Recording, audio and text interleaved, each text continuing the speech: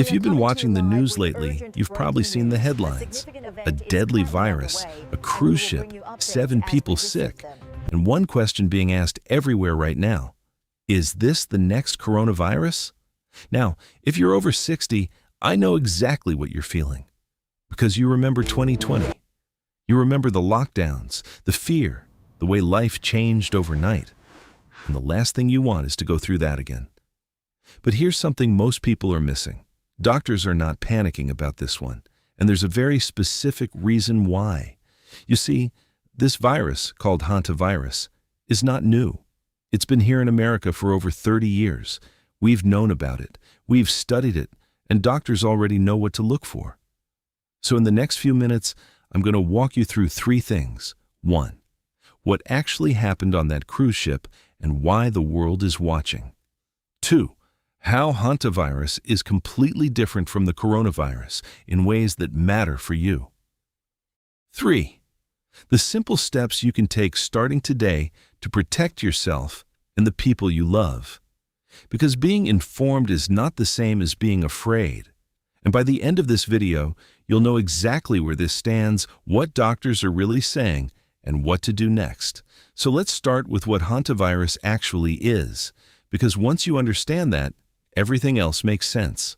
So, what exactly is Hantavirus? Let me explain it the way I'd explain it to a friend over coffee. Hantavirus is a tiny germ, smaller than the eye can see, and it lives inside rodents, mice, rats, the kind of small animals that sometimes get into garages, basements, attics, sheds out in the yard. Now here's the part most people don't realize. You don't catch it from a bite. You catch it from the air. When an infected rodent leaves droppings or urine, those particles can dry up, float into the air. And if you happen to be sweeping that area or cleaning out a shed, you can breathe them in without ever knowing it. That's it. That's how it gets inside the body. Once it's in, the virus quietly settles into the lungs. For about a week, sometimes longer, the person feels nothing. Then come the early signs: a fever, body aches, feeling unusually tired, the kind of thing you might mistake for the flu. But then, very suddenly, breathing becomes difficult. And that's when things get serious. Now I want you to hear me clearly on this next part. Hantavirus has been in America for more than 30 years. Doctors have studied it, hospitals know how to treat it, and when caught in time, people recover and go home to their families. But here's the part that's making headlines right now. A version of this virus showed up on a cruise ship in 2026, and what happened next is exactly why the world is paying attention. So let me take you on board that ship. Because the real story is something almost no one is telling you. Let me take you back to early 2026.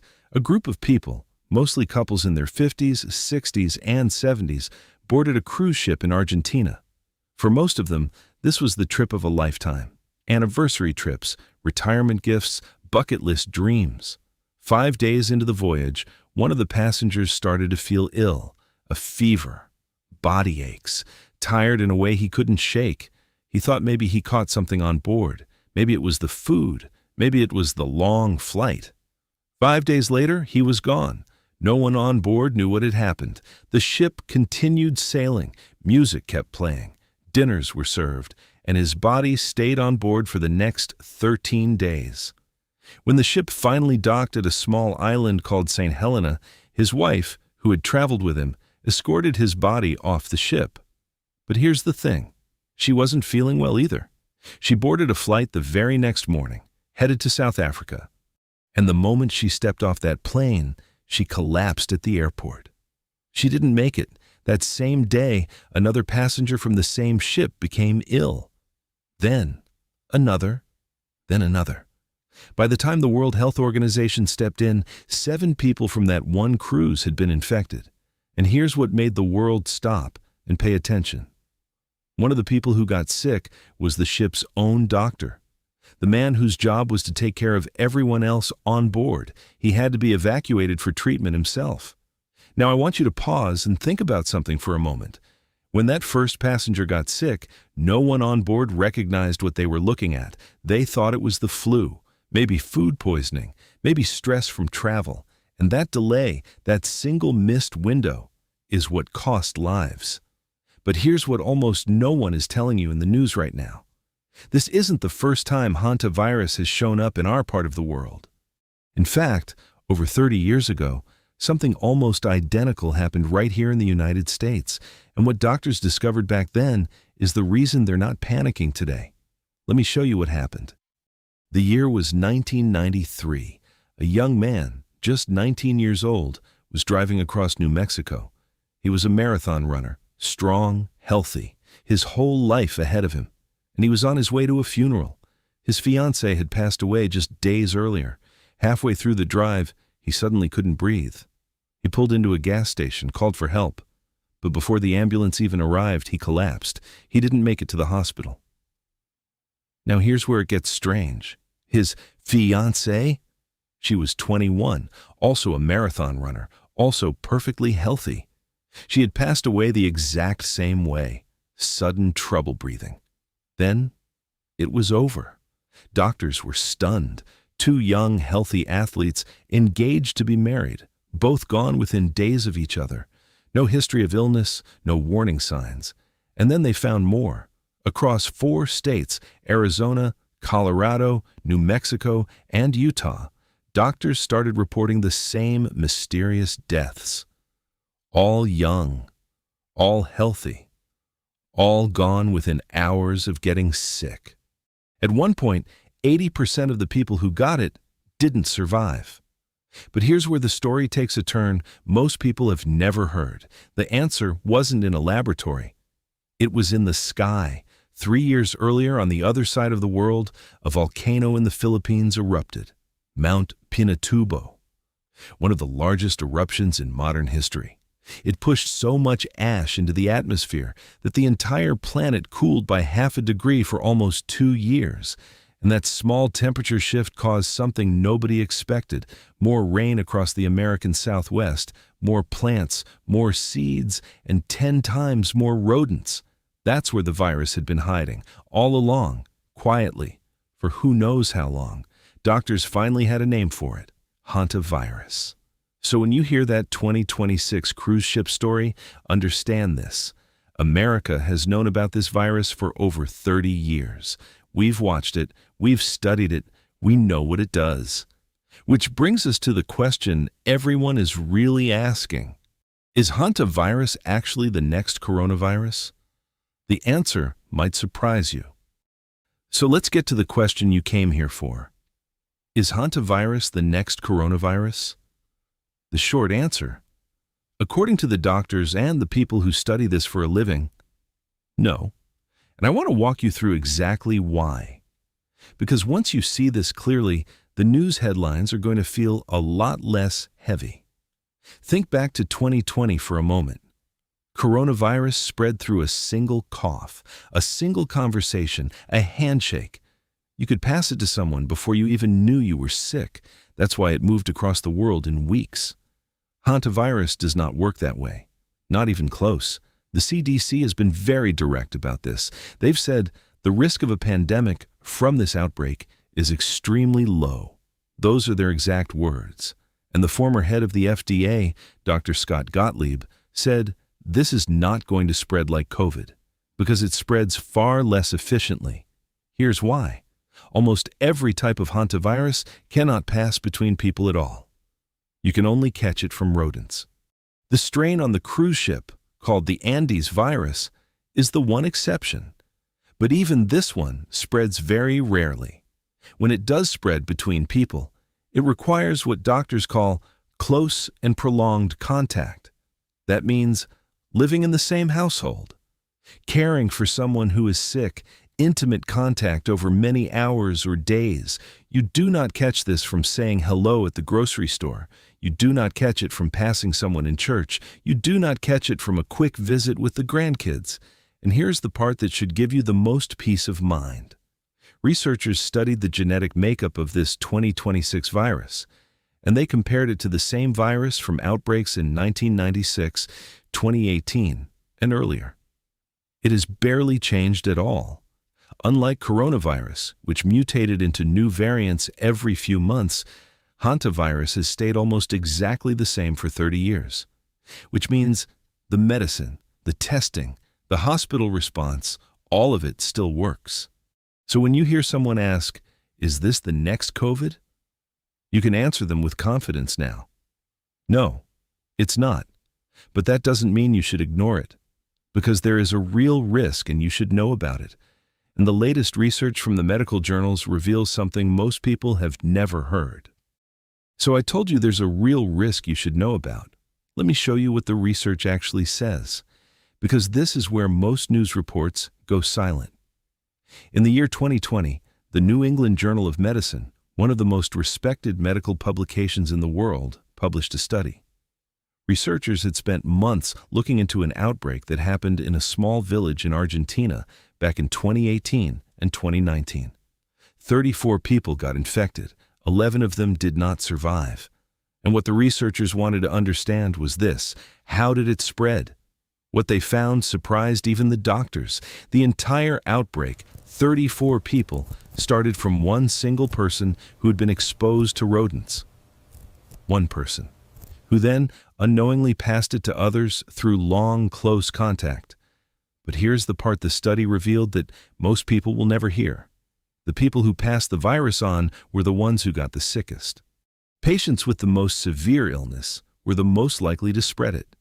People with milder symptoms rarely passed it to anyone. And here's something else the study found. Among the doctors and nurses who treated these patients, not a single one got infected. They wore protective equipment. They washed their hands. They were careful. And it worked. What does this mean for you sitting at home watching this video? It means 3 things. 1. Casual contact does not spread this virus. 2. Basic hygiene works. The same things your mother told you 60 years ago. Wash your hands. Stay home if you feel sick.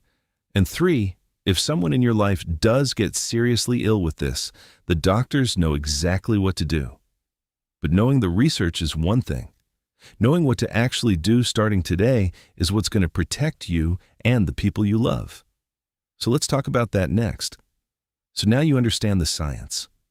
You understand the history. And you understand what the research actually shows. Let's talk about you and what you can do starting today. There are 4 simple things. None of them are complicated. None of them require you to change your life. But all 4 of them could make a real difference. Number 1, be careful around rodents. If you have a shed in the backyard, a garage you haven't cleaned in a while, a basement that sits quiet most of the year, those are the places to be mindful of. If you see mouse droppings, do not sweep them with a dry broom. Do not vacuum them. That sends the particles into the air. Instead, spray the area with a simple bleach solution. Let it sit for 10 minutes. Then wipe it up with a damp paper towel. Wear gloves. Open a window. Better yet, ask a younger family member to do it for you. Number 2, wash your hands often, before meals, after coming home, after being around anyone who has been sick. 20 seconds with warm water and soap. That's all it takes. Number 3, know the warning signs. A fever that won't go away. Body aches in your legs, hips, or back. Feeling tired in a way that isn't normal for you. And then, a few days later, trouble breathing, shortness of breath, a tight feeling in your chest. If those last 3 appear, do not wait. Do not see how you feel tomorrow. Call your doctor or go to the emergency room. And number 4, stay informed, not afraid. You don't need to check the news every hour. You don't need to cancel your plans. You don't need to stop seeing your grandkids. Live your life. Take your morning walks. Tend to your garden. Go to church on Sunday. Just stay aware and act early if something feels wrong. These 4 steps are not just about hantavirus.